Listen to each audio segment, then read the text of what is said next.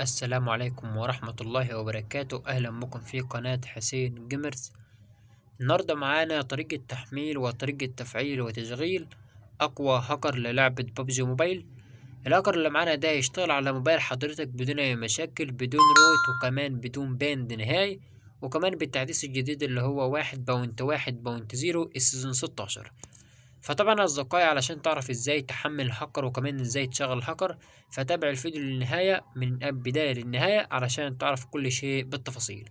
مبدئيا كده قبل ما ابدأ الفيديو، في ناس كتير كانت بتقولي ان مش عارف احمل الرابط بتاعتك صعبة وفيها اعلانات كتير ومش عارف احمل الهاكر او التطبيق وحاجات زي كده. فانا حبيت اجيب لكم رابط مباشر، يعني هتلاقيني ارفع لك التطبيق على التليجرام على طول بدون رابط بدون اي حاجة.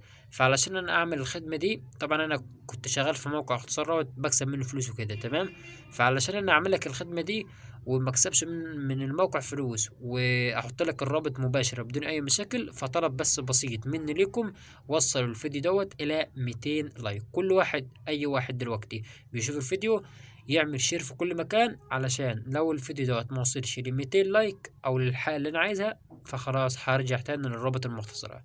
فطلب بس مني لحضراتكم اللي انتوا تعملوا شير في كل مكان، وتعملوا لايك للفيديو، وتشير الفيديو على قد ما تقدروا، وحاولوا توصل الفيديو الى 200 لايك، تمام. اهم حاجه الشير، يعني عايز الناس كلها توصل لها الفيديو. اللي توصل لها الفيديو تعمل شير للناس كلها اللي عندها، اذا كان فيسبوك او واتساب او تليجرام، انستجرام، او اي حاجه، تمام.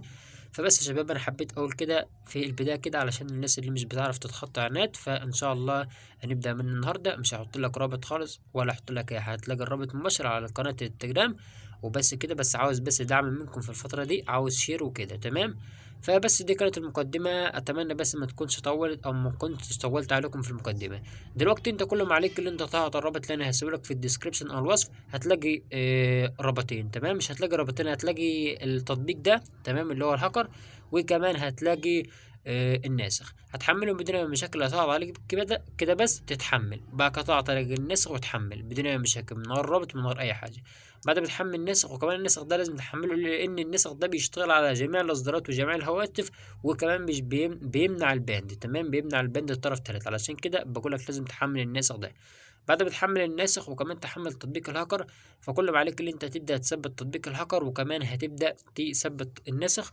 وبعد كده تدخل النسخ وتضيف لعبه ببجي موبايل وتضيف تطبيق الهاكر بالشكل ده.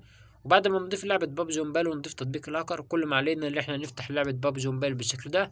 اول ما اللعبه تبدا تفتح معاك، كل ما عليك اللي انت هترجع وهتروح لتطبيق الهاكر بالشكل ده اصدقائي، تمام. اول ما تفتح تطبيق الهاكر هتلاقي التطبيق فتح معاك بالشكل ده. فكل ما عليك بس اللي انت تضغط على كلمة تشغيل اللي هي من فوق دي، هتلاقي ايقونة الهاكر ظهرت معاك بدون اي مشاكل بالشكل ده. وبس يا شباب، ده كان الفيديو بتاعنا النهارده. الان بقى نروح الى جيم بلاي من داخل اللعبة، علشان في ناس كتير مش بتصدق كده. فالان نروح الى جيم بلاي. في ناس بتقول لي اشرح، طب انا شرحت لك اهو. اول حاجة تحمل التطبيق والنسخ من عن طريق الرابط اللي في الديسكربشن، وتحملهم. بعد ما تحملهم وتثبتهم، تخش للنسخ وتضيف لعبة ببجي موبايل اذا كان عالمية او كورية او اي نسخة انت بتلعبها، وتضيف تطبيق الهاكر. بعد كده تفتح اللعبة، وأول ما توصل اللعبة تفتح ويدخل معاك اللوب كده، تظهر معاك الشخصية بتاعتك، ترجع تروح لتطبيق الهاكر، تضغط على كلمة تشغيل، هتلاقي ايقونة الهاكر ظهرت معاك. ترجع للعبة تاني وتبدأ تفتح الجيم، تبدأ الجيم تفعل الخرائط كلها، وهتلاقي كل حاجة اشتغلت، يعني مش محتاجة حاجة، يعني تمام. فبس يا شباب، الآن نروح إلى جيم بلاي من داخل اللعبة. وطلب مني بس ليكم اللي انتوا تعملوا لايك وشير في كل مكان، علشان أبدأ أنزل لكم رابط ما فيهاش إعلانات على طول. والسلام عليكم.